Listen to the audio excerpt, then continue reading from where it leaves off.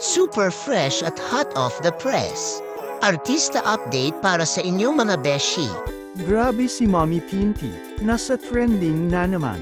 Sa IG video niya, biglang naging mermaid si Mommy at hindi rin nagpahuli si Daddy Bonoy na biglang naging Shokoy ayon kay Alex. Pero ang pinaka-iconic moment, nang napa-comment si Tony ng Nuyan, classic Tony na hindi makapaniwala sa ganap ng magulang. Talaga namang nasa uso si Mommy P. At ngayon tuloy, nagtatalo ang fans kung kanino naman ni Polly ang pagka-video star kay Mommy Tony.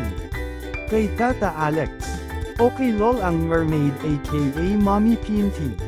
Kung ganito ka-creative ang pamilya mo, kahit si Lolo Bonoy game na game maging underwater lolo, sobrang aliw ng buong pamilya.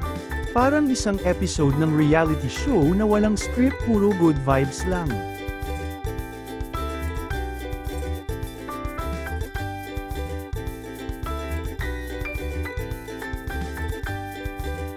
So, ito yung nakikiroom sa akin.